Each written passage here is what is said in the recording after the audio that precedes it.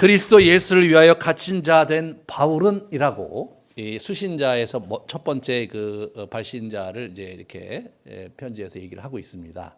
바울은 지금 갇혀 있어요. 어디에 갇혀 있냐면 우리 사도행전 28장에 보는 그 장면의 연속성으로 생각하시면 됩니다. 우리 그 2년 동안 로마 감옥에 갇혀 있었는데 그때 쓴 서신입니다.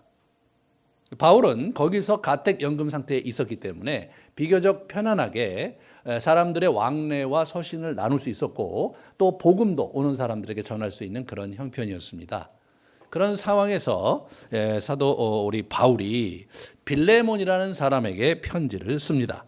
빌레몬은 지금 어디 있냐면 부르기아, 소아시아 옆에 이렇게 붙어 있는 부르기아 속주인데요. 그러니까 지금의 터키 지방입니다. 그 부르기아에 속해 있는 도시 골로새의 한 교회의 이제 지도자인 빌레몬에게 이 서신을 쓰고 있습니다. 그 당시 이 골로새 교회는 사실은 좀 어려움이 많았던 그런 상황이었던 것을 우리가 엿볼 수 있는데, 먼저 이 골로새 교회는 사도 바울이 이렇게 세운 교회가 아니었어요. 에바브라라는 사람이 세웠습니다. 우리 골로새서 1장 6절에서 8절에 보면 나옵니다. 같이 보시면 이와 같이 우리와 함께 종된 사랑하는 에바브라에게 너희가 배웠나니 이렇게 얘기하죠. 그래서 다른 성경에 보면 너희가 에바브라에게 복음을 들었다 이렇게 번역하는 성경도 있어요. 그래서 에바브라라는 사람이 거기다가 이제 복음을 전해서 교회가 세워진 상태였는데, 에바브라는 지금 어디 있냐면 바울과 갇혀 있다 이렇게 표현이 이렇게 나오거든요. 오늘 본문의 23절에 보시면 에바브라가 바울과 지금 같이 갇혀 있었습니다. 그러니까 골로새 교회의 지도자가 지금 없는 상태였어요. 이제 그런 상황에서 골로새 교회에 문제가 있었는데, 첫 번째로 이단의 문제가 있었어요. 기독론적인 예수 그리스도의 신성을, 탁월성을 부인하는 그런 이단들이 있었고요. 그리고 그것으로 비롯된 것인지 아니면 다른 이유가 있는지 모르지만 그 갈등이 좀 있어요. 갈등이. 그래서 아마 오네시모도 그런 어떤 여정 중에 문제가 생겨서 도망 나온 사람인가? 뭐 이런 생각을 해볼 수 있는데 뭐 정확하진 않습니다. 골로새서 4장 12절에서 13절에 보시면 이런 얘기가, 너희로 하나님의 모든 뜻 가운데 완전하고 확신 있게 서기를 구한다. 에바브라가 지금 같이 갇혀서 그런 얘기를 하는 거예요. 그가 너희와 라오디게아에 있는 자들과 히에라볼리에 있는 자들 위하여 많이 수고하는 것을 내가 증언한다. 이런 얘기를 하는 걸로 봐서 그 히에라볼리스하고 그 라오디게아가 이 골로새하고 가까운 곳에 있는 도시거든요. 아마 그쪽에 이단으로 인한 이슈들이 있었을 것이고 또 그로 인해서 갈등 이런 부분들이 분명히 있었을 거죠. 하지만 이단으로 인한 갈등이었는지 다른 인격적인 갈등이었는지는 사실은 우리가 알 도리는 없습니다. 하지만 그런 한가운데 있었다. 그리고 이런 문제를 해결하기 위해서 지금 골로새 4장 7절에서 보면요, 두기고가 내 사정을 다 너희에게 알려주리니, 이 두기고는 골로새서에 보면 내 사랑하는 동역자거든요. 그러니까 사도 바울의 동역자 두기고에게 이 편지를 좀 이렇게 보내는 거예요. 골로새서를.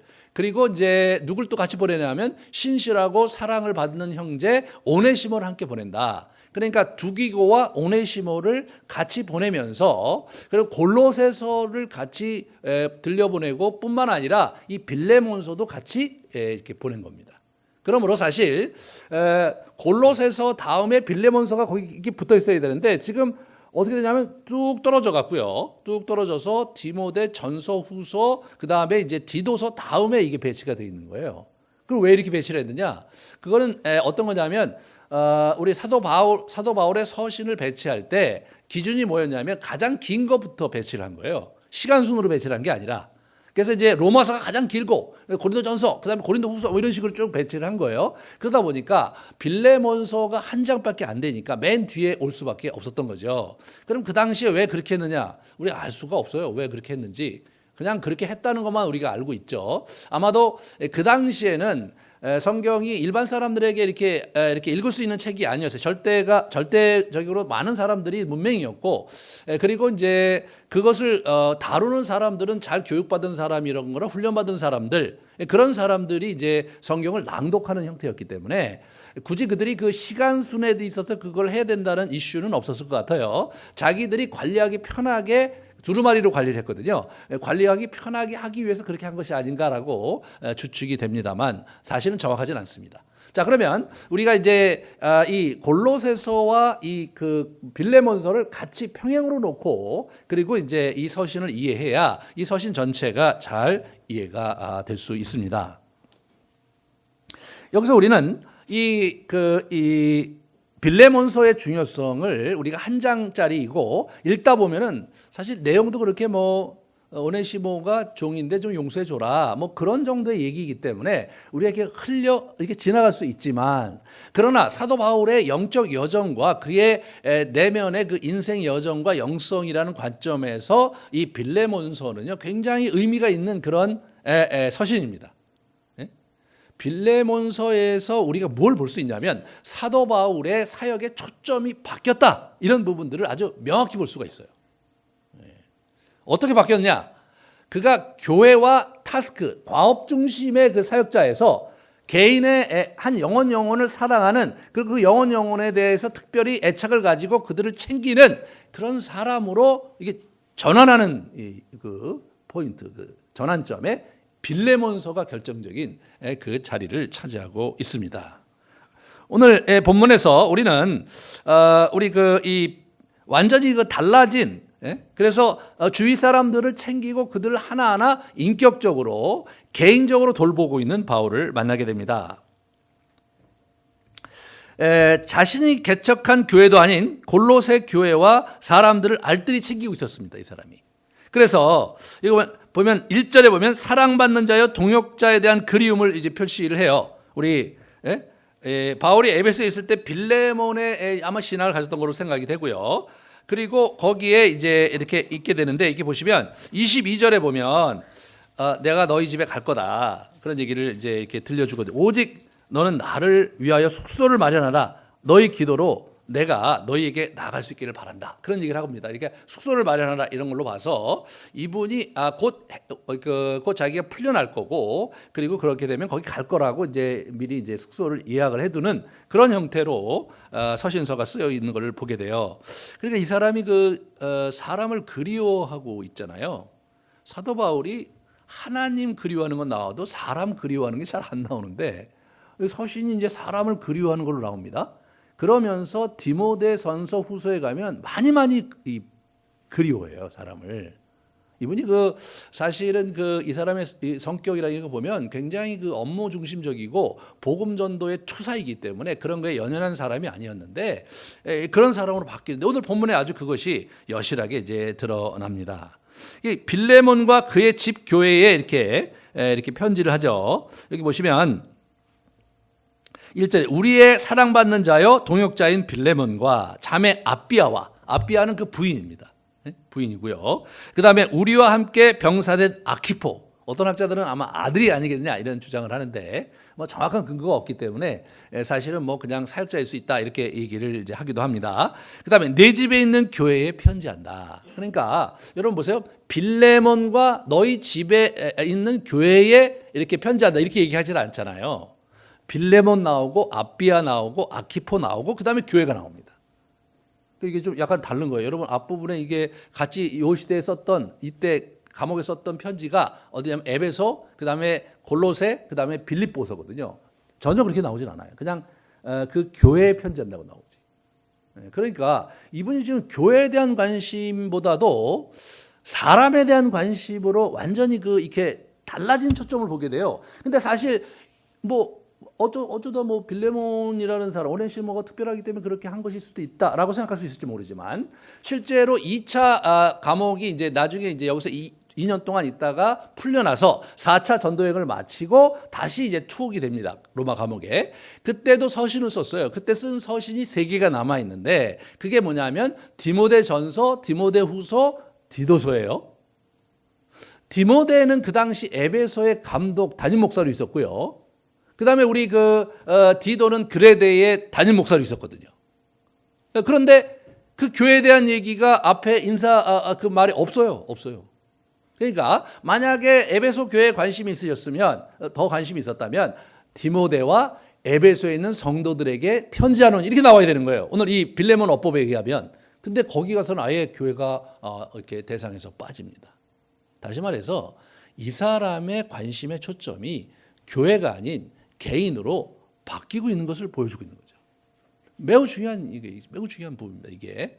그래서 우리가 이제 이 사도 바울의 이제 내적인 여정을 쫓아가는 데 있어서 참 이거 우리가 잘 생각해 봐야 되는 거예요. 왜냐하면 예수님께서요, 요한복음 13장에 보면 그 마지막에 돌아가실 줄 알고 제자들을 사랑하실 때 끝까지 사랑하시니라. 그게 이제 13장 1절에 나오는 표현이거든요. 그래서 이분이 실제로 그가 마지막에 그 죽음을 앞두시고 이렇게 십자가를 못 박히시고 죽으시고 부활하시는 굉장히 절대절명의 구속 사역을 앞에 놓고 이분의 초점이 어디 있었냐면 자기의 제자들에게 있었다는 사실을 사도 요한이 우리에게 증언하고 있거든요. 예수님은 실제로 본인의 구속사역에서 십자가를 못 박혀 돌아가시고 부활하신 그런 어떤 굉장히 중요한 그의 그 사역의 한 기둥이 있었을 뿐만 아니라 또 한 기둥은 뭐였냐면 사람이었어요. 여러분, 조직이 아니었어요.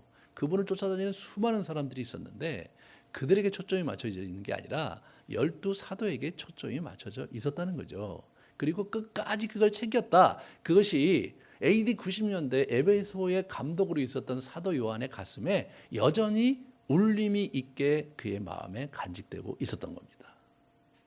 이러한 여정에서 우리가 잘 봐야 될 게 뭐냐면 사도 바울이 드디어 교회를 어떻게 세우느냐라는 그러한 굉장히 중요한 초점에서 교회보다도 사람을 어떻게 한 사람 한 사람을 세우느냐라는 데 초점이 바뀌었고 마지막까지 그렇게 그가 그 길을 달려갔다는데 기독교의 도에 아주 중요한 강조점이 있다는 것입니다.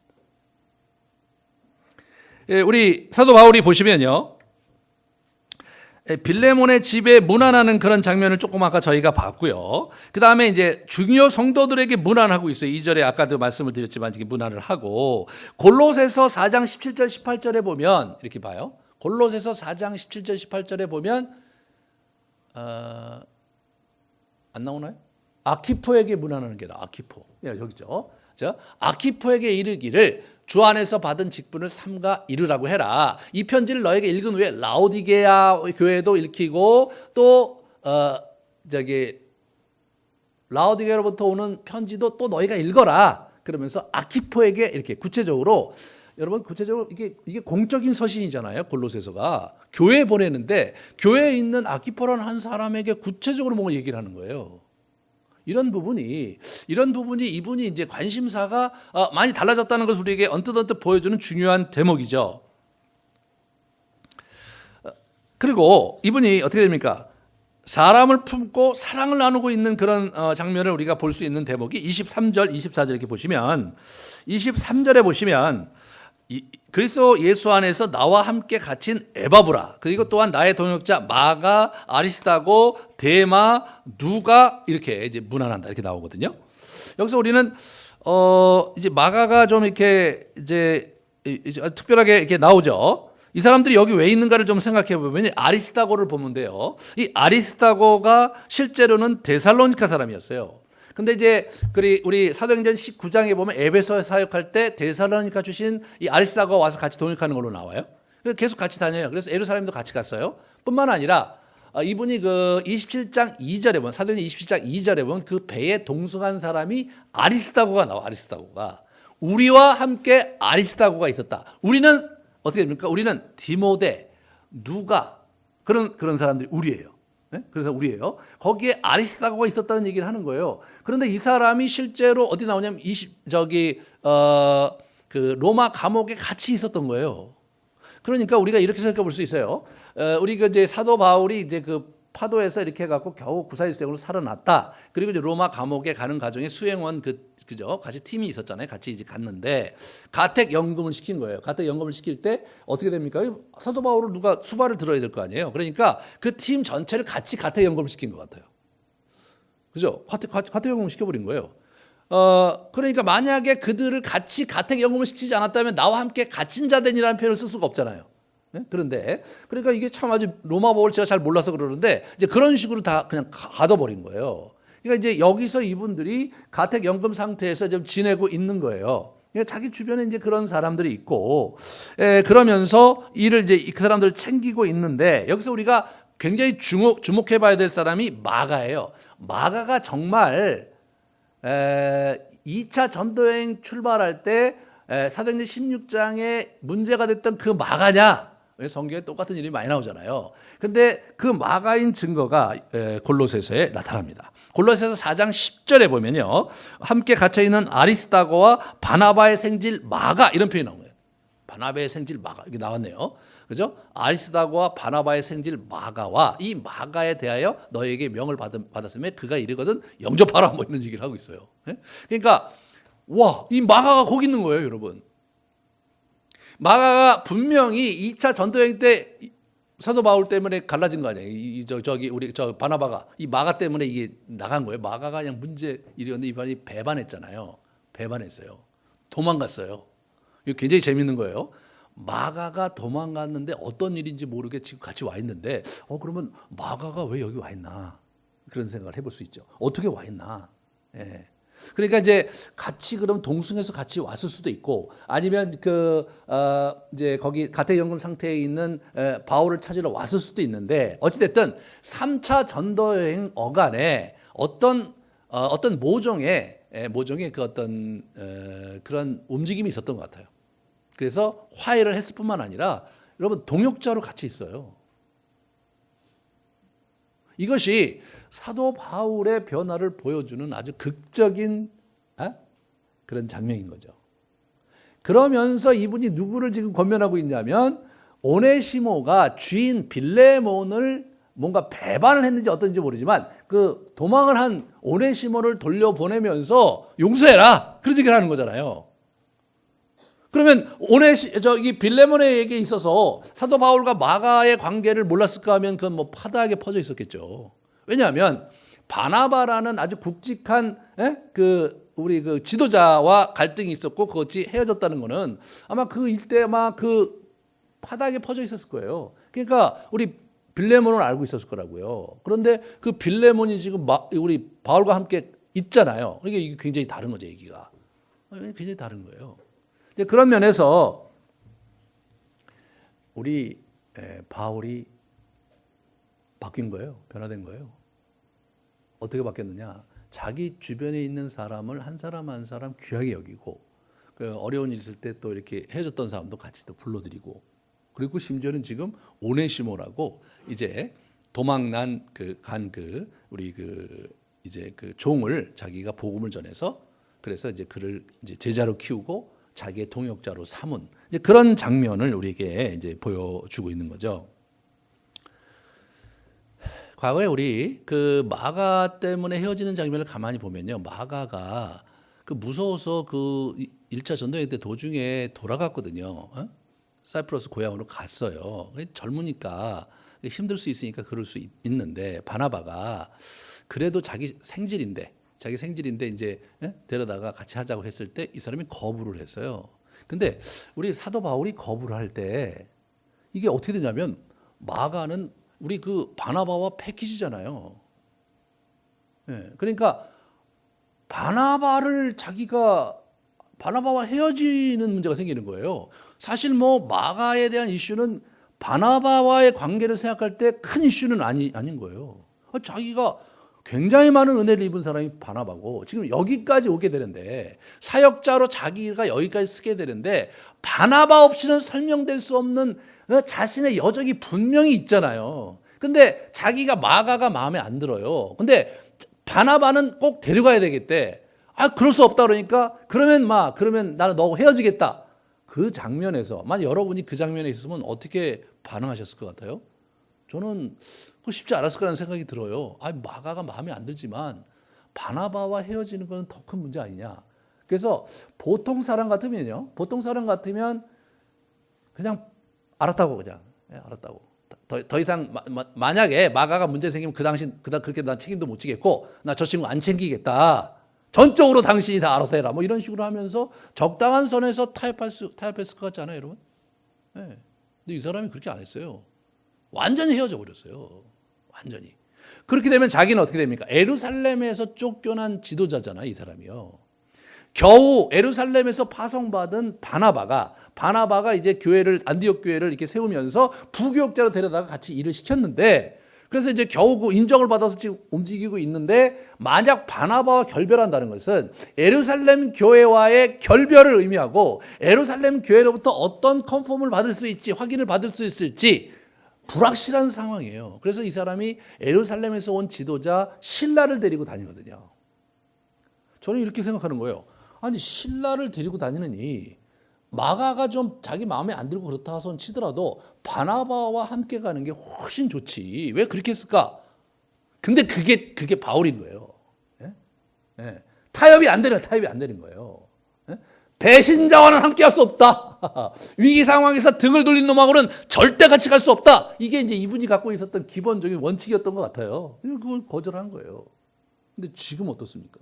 완전히 다른 거예요.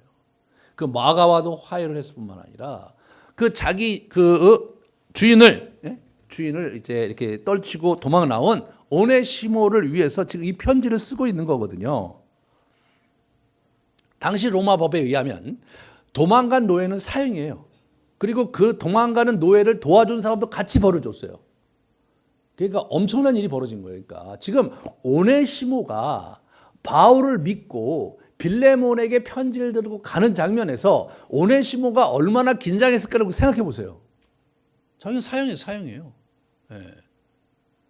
그 당시에 사실은 주인이 노예는 소유물에 불과했고, 예, 그리고 사형시키고 그냥 그러면 끝나는 거거든요. 예전에 우리 조선시대 양반가에서도 종을 죽이면은 그거는 보고사항이지, 예? 왜 죽였느냐 이런 것들에 대해서 얘기한 게 아니에요. 그냥 종을 죽이면 죽인 걸로 끝나는 거지. 그걸 시시비비를 가리고 그러질 않았어요. 그러니까 여기도 마찬가지거든요. 이건 뭐 조선시대부터 훨씬 앞으로 올라간 거니까. 그래서 여기는 그냥 뭐 죽이면 죽이는 거죠. 어떻게 할 수가 없는 거예요. 그 긴장을 사도 바울도 느끼고 있거든요. 오늘 본문에 보면. 이제 그런 면에서 이 부분에서 우리가 이게 사도 바울이 진짜 많이 바뀌었다 그런 생각을 이제 하지 않을 수 없는 거죠. 자, 이 오네시모라는 인물이 그래서 이제 10절에 보시면 갇힌 자 중에서, 그죠? 갇힌 자 중에서 우리 갇힌 중에 낳은 아들 오네시모를 강구한다 이렇게 얘기를 하죠. 11절에 그 전에는 내게 무익하였으나 이제는 나와 내게 유익하다 이런 표현을 씁니다. 여러분 이분의 오네시모라는 뜻 자체가 유익한 그런 뜻이래요. 예? 그러니까 이게 워드 플레이를 한 거예요. 이 유익한 놈이 과거에는 무익한 놈이 됐다가 이제 유익한 놈이 됐구나. 그죠? 오네시모가 아니다가 다시 오네시모가 됐다. 이런 얘기를 하면서 워드 플레이를 하고 있는 거죠. 보시면 골로새서 4장 9절을 같이 볼까요? 여기 보시면 신실하고 사랑을 받는 형제 오네시모를 함께 보내노니 표현을 이렇게 하고요. 신실하고 사랑을 받는 형제예요. 그들이 여기 일을 다 너희에게 알려주리라 이렇게 나옵니다. 이게 그들이 누구냐면 두기고 그리고 오네시모예요. 여기에 이 표현이 너무 재밌는 거예요. 자 보세요. 신실하고 사랑을 받는 형제 오네시모를 함께 보내노니 그는 너희에게서 온 사람이다. 근데 사실은 그들이 여기 일을 너희에게 전한다고 할 때 어떻게 보면 두기고가 여기 일을 전해야 돼요. 그러니까 그들이란 표현 저기 앞에 신실하고 앞에 두기고가 여기 있을 일을 너희에게 알려주리라. 내가 신실하고 사랑받는 형제 오네시모를 함께 보냈는데 너에게 온 사람인데 편지를 잘 읽어보고 선처해 주기 바란다. 이렇게 나와야 되는 거예요. 그런데 그렇게 얘기 안 하고요. 두 사람을 자기의 공동 대표자로 보내서 그래서 우리 그 감옥의 상황을 전하는 일에 저 사람을 세워주고 있는 거예요. 저 사람은 뭐냐? 저 사람은 지금 현재 도망간 노예이고 신분이 그래서 사형을 받을 수 있는 그런 노예인 거예요, 이 사람이요. 그런데 그 사람을 저기 교회 지도자로 저렇게 이렇게 추천을 하고 있는 거예요. 그런 것들이 사실은 지금 아주 재밌게 진행이 되고 있는 거죠. 그래서 바울은 오네시모를 자기 곁에 신복으로 두고 싶어요. 우리 12절에 보시면 내게 그를 돌려보내노니 그는 내 신복이라. 원어로 심장이라 그런 뜻이에요. 심장이다. 이 정도로 얘기를 하면 와 이거 진짜 사실 빌레몬에게 쉽지 않은 거죠. 심장이라고 그래요. 심장이라. 그러면 얘를 죽이면 어떻게 돼요? 입장이 곤란해지는 거죠. 이제 그런 상황이고요. 그는 내게 머물러 있게 하여 내 복음을 위하여 갇힌 중에서 내 대신 나를 섬기게 하고자 한다. 이게 너 대신 그 섬기게 할 거요? 이렇게 얘기하는 거예요. 뭐 이게 무슨 말입니까 도대체, 그죠? 다만 내 승낙 없이는 내가 아무것도 하기를 원치 아니하노니 이는 너의 선한 일이 억지가 되지 아니하고 자의로 되게 하려 함이라. 이게 억지입니까, 자의입니까? 표현이 이상해요. 네? 아니 이게 뭐 자기 노예가 거기 갔으면 선처를 부탁한다고 아니라 나한테 돌려보내는데 너 대신 걔가 나한테 설기려고 하게 하려고 하는 거야. 이렇게 얘기하면 약간 좀 뜨악하잖아요. 아니 뭐 내가 뭐 그런 건가? 이런데 근데 또 얘기하는 게 근데 사실 네가 허락하지 않으면 아무것도 안 하겠다. 왜냐? 네가 자의로 그걸 하기를 원하기 때문에 이게 자의냐 말이에요, 이게.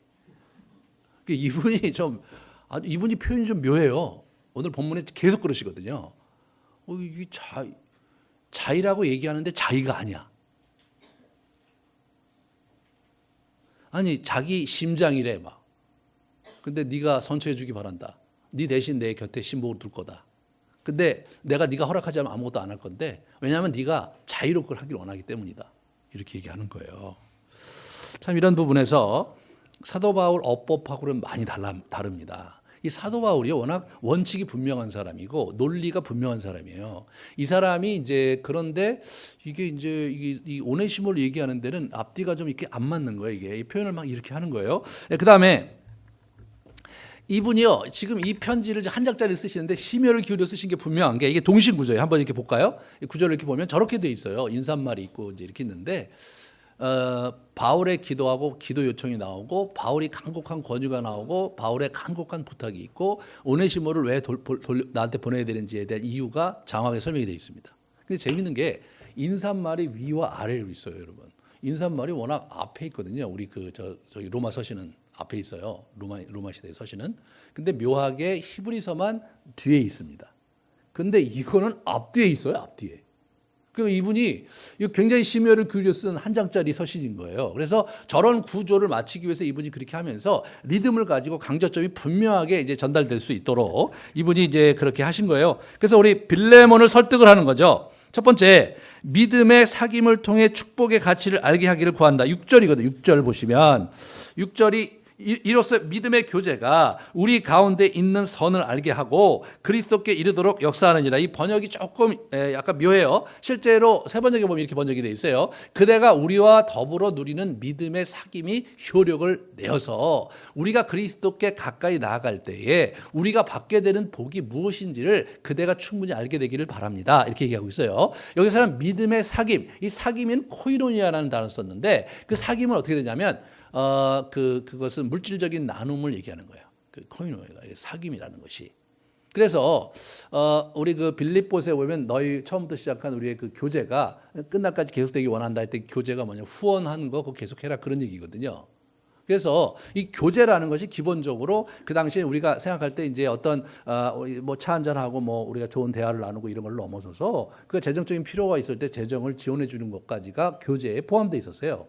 그러니까 이분이 지금 그걸 하시고 계시는 거거든요. 이분이 지금 자기 집에 교회를 차려놓고 후원자로서 교회에 재정을 내고 식사 대접을 하면서 교회를 운영하는 나름대로 그 지역 유지 중에 한 사람이었던 거예요.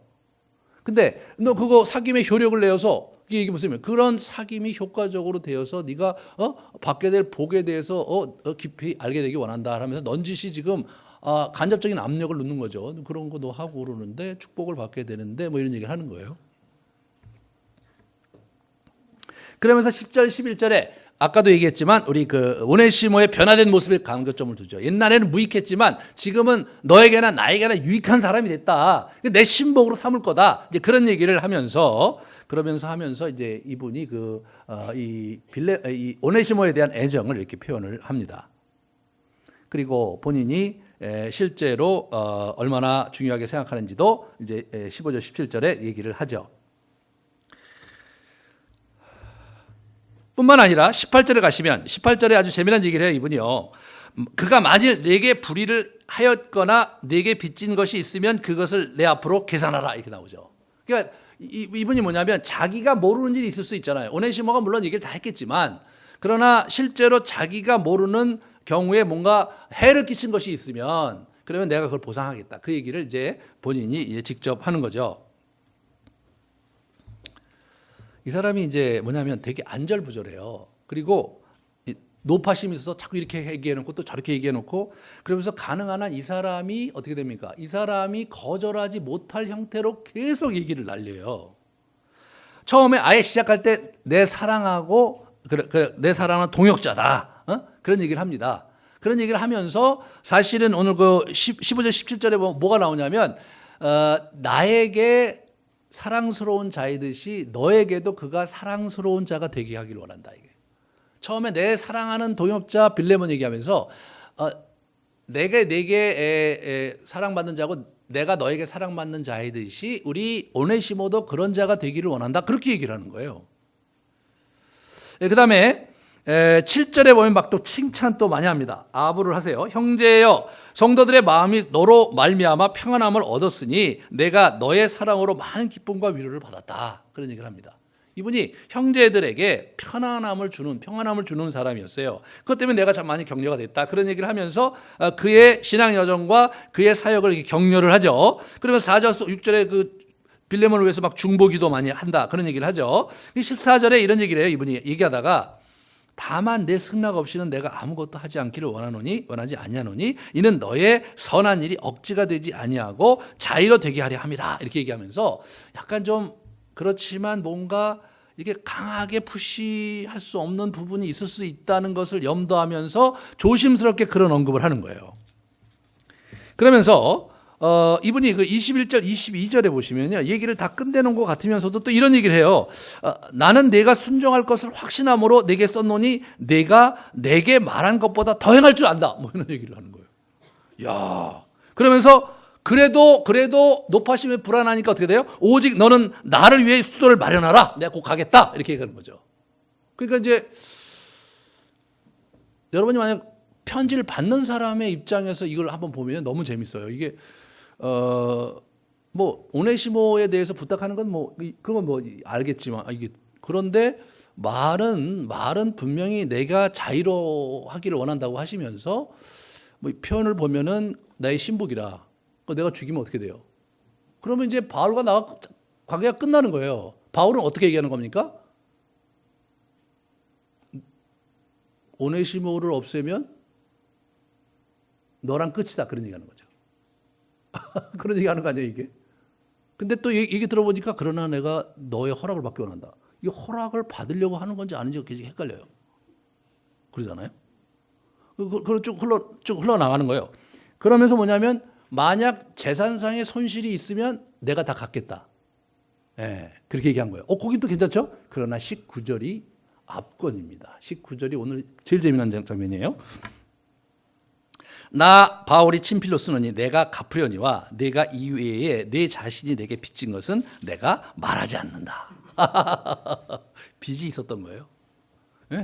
빚이 있었던 거예요. 그것이 뭐 물질적인 빚도 있을 거고 여러 가지 또 이렇게 여러 가지 빚이 있었겠죠. 그건 내가 말하지 않겠다. 야, 너 나한테 빚이 있잖아. 저기 오네시모가 빚진 거 있으면 문제가 생겼는데 거기서 상기하자. 이렇게 얘기하는 게 아니에요. 뭐 내 이런 말은 하지 않겠지만 너 빚도 있는데 뭐 굳이 그런 얘기는 안 하겠어. 이게 얘기를 안 하는 겁니까 이게? 이게 얘기를 안 하는 거냐고요. 얘기를 하는 거죠. 얘기를. 여러분 이게 만약에 앞부분에 자기 이제 디모데와 사도 바울의 이름이 안 나왔으면요. 이 서신은 이 바울이 썼는지가 극히 의심스러운 서신입니다. 바울은요. 기면 기고 아니면 아니지 이렇게 모호하게 얘기하지 않습니다. 이렇게 애들러서 돌려서 얘기하지 않아요. 돌려서. 이분이요. 죄송합니다. 애니어그램으로 볼 때 장형이신데 이분이 이 돌려서 얘기 안 하거든요. 그냥 직접적으로 얘기할 거예요. 내가 오네시모가 필요하다. 너한테 얼마나 해를 끼쳤는지 모르지만 내가 너한테 네가 나한테 빚진 거 있으니 거기서 상기하고 그리고 없던 일로 하고 용서하고 그리고 나의 그 신복으로 쓰기 싶으니 그렇게 보내주기 바란다. 혹시 좀 미진한 일이 있으면 내가 이번에 가니까 가서 만나서 얘기하자. 여러분 이게 워낙 이 사람의 업법이어야 돼 이게요. 이게 이 사람의 업법이어야 돼. 근데 얘기가 뭐 이상해요 뭐. 계속 이렇게 하면서 저렇게 하면서 가수명의 업법으로 이렇게 돌려 얘기하는 거예요. 사실은 뭐예요? 사실은 다 달라고 그러는 거죠. 사실은 네 맘대로 하면 안 된다. 그런 얘기 하는 거예요. 너 나한테 빚도 있잖아. 뭐 이렇게.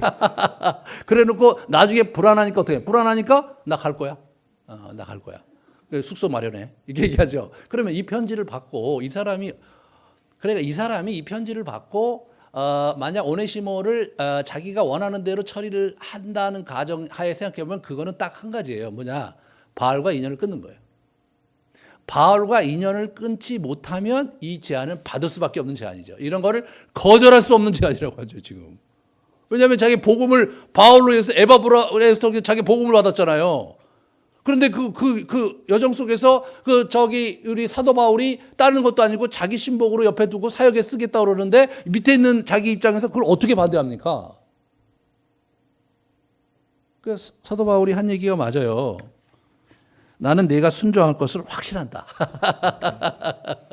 이게 정확한 거죠.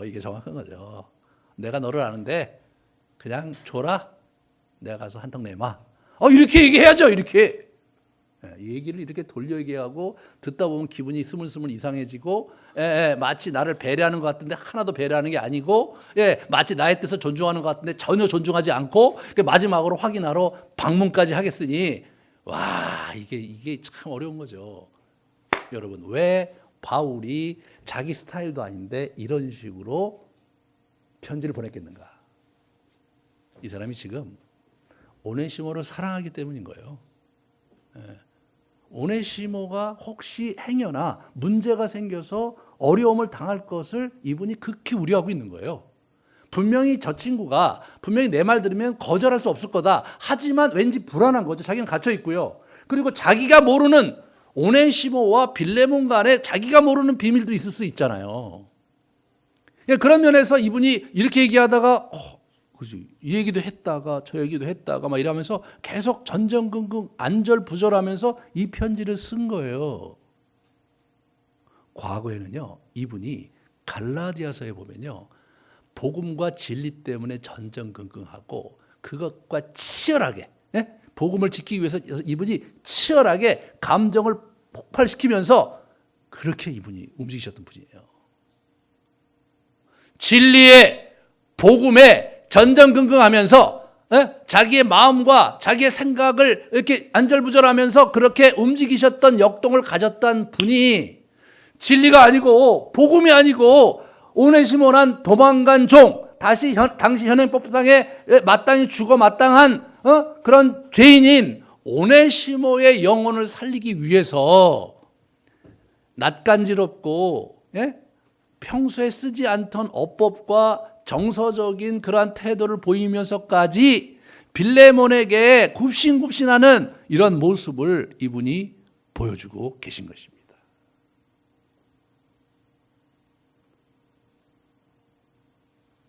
사도 바울이 완전히 바뀌었습니다, 여러분. 사도 바울이 한 영혼에게 자기의 전부를 걸면서 자기 존재의 전부를 걸면서 오네시모를 살려내려고 온 힘을 다하는 이야기가 빌레몬서입니다. 사도 바울이 그렇게 변해갔습니다. 다음 시간에 우리 다시 보겠지만 사도 바울이 죽을 무렵에 사도 바울이 개척해서 세웠던 교회가 제대로 된 교회가 하나도 없이 흐물흐물 무너져 갑니다. 사도 바울 주변에 있던 사람들도 이 사람 저 사람 흐물흐물 무너져 갑니다. 핍박 상황 속에서. 그 상황 속에서 사도 바울은 끝까지 자기가 사랑했던 사람 디모데와 자기가 사랑했던 사람 디도를 챙기면서 의연하게 자기의 죽음을 맞이합니다. 회한에 빠지지도 않고 무너진 교회를 탓하지도 않고 자신의 인생에 자기 이루는 모든 것이 무너져서 헛헛해하지도 않고 내 달려갈 길을 다 달려갔다라고 얘기하면서 자기가 마지막으로 이 땅에 남길 것은 사람이라는 분명한 확신과 초점을 가진 채 주님 앞에 나아갔습니다. 그러므로 여러분과 제가 이 바울의 여정에서 배워야 될 것이 무엇이냐면 교회를 세우고 이런 모든 여정에서 정말로 중요한 게 우리가 구체적인 한 사람 한 사람을 사랑하는 겁니다. 교회 전체를 사랑하는 거 이런 거 힘든 거 그거 쉬워요. 힘든 게 아니라 쉬워요. 여러분, 한국을 사랑하는 거 쉽습니다. 그죠? 그러나 한국을 사랑하지만 어떤 분은 현 대통령을 사랑하기 어렵고 어떤 분은 야당 총재를 사랑하기가 어렵죠. 한국은 사랑하는데 그렇잖아요. 우리 주변에 있는 어렵고 내가 정말 별로 좋아하지 않는, 탐탁지 않는 그런 사람을, 한 사람을 사랑하는 게 어려운 것이지, 인류를 사랑하는 거 쉬운 일입니다. 대한민국을 사랑하는 거 쉬운 일입니다. 아름드리 교회를 사랑하는 거 쉬운 일입니다. 상대적으로. 하지만 우리 주변에 한 사람을 사랑하는 거 쉬운 일 아닙니다.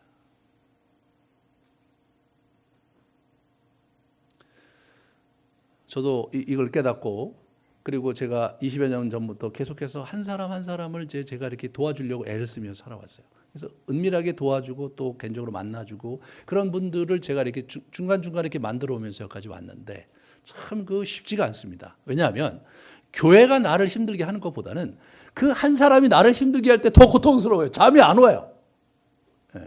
교회는 내가 아니더라도 저 사람이 하면 되고 또 안 되면 하나님이 알아서 하시겠지. 그런 생각이 많이 들어요. 그렇지만 이 사람은 도대체 이 밤에 이거 어떻게 보낼까도 고민이 되고 말이에요. 그 사람 때문에 밥맛이 없고 말이에요. 또 그런 사람이 또 상처를 주면 너무나 고통스럽고 말이에요. 저는 이것이 참 중요한 우리 기독교의 도다. 여러분이 지난 한 해 동안 여러분이 구체적으로 사랑했던 사람, 여러분의 가족 외에 누가 있는지를 한번 생각해 보십시오. 우리 오네시모를 사랑하듯이 그 사람의 모든 것에 관심을 있고 기도하며 때로 만나주며 차례도 한잔 마시고 격려해주며 그의 집안의 여러 일들을 이렇게 좀 알면서 보살펴 주려고 좋은 말이라도 하고 필요할 때 같이 시간을 보내주며 그런 일들이 여러분의 삶에 있었는가를 돌아보십시오. 정말 그것이 우리가 가야 될 길입니다, 여러분. 우리 안에, 우리의 여정에 만약 우리가 구체적으로 한두 사람이라도 사랑해 주는 그러한 삶을 갖지 않은 채, 그런 채 우리가 이 신앙생활을 한다는 것 자체는 사실은 가장 중요한 부분을 빼놓은 채 우리가 신앙생활을 하고 있는 거예요.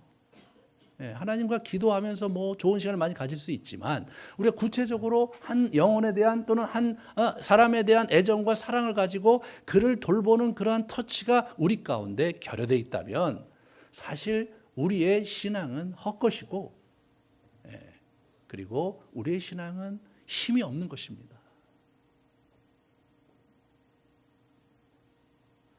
저희가 이제 새롭게 이제 교회도 옮기고 이제 그런 과정이 있는데 우리가 정말 주의해야 될 것은 그 과정에서 한 사람 한 사람이 소중하게 여겨지고, 그리고 우리가 정말 이렇게 교회 리더십이 돌보지 못하고 미처 이렇게 눈에 안 띄는 그런 사람들을 여러분이 조에서 보면서 한 사람이라도 챙기려고 하는 마음을 여러분이 꼭 가지시기 바랍니다. 그것이 정말로 주님이 원하시는 바거든요. 지난 한 해 동안 특별히 내가 그런 삶을 살아오지 못했다면 내년부터라도 여러분이 그런 사람을 만들어 주십시오. 저는 그렇게 생각해요. 다음 주에도 말씀드리겠지만 내가 이 땅에 남겨야 될 것이 무엇이냐, 그죠? 그것은 내가 사랑하는 사람들의 마음에 남겨있는 나의 사랑의 흔적이다. 내가 이 땅에서 하나님에서 이루는 모든 것은 주님의 것이고 주께서 기뻐하시고 주께서 그것으로 인해 영광 받으실 것이고, 나는 내가 사랑했던 사람들의 마음에, 영혼에 내 사랑의 흔적을 남겨놓고 이 땅을 마치는 것, 그것이 그리스도인들의 진정한 도다예요. 그거를 놓친다면 가장 소중한 것을 우리가 놓치는 어리석음을 범하는 것이다. 꼭 사랑하며, 꼭 구체적인 영혼을 사랑하며 챙겨주며 여러분의 삶을 아름답게 만들어가는 복된 여러분 되시기를 축원합니다. 우리 같이 기도하시겠습니다.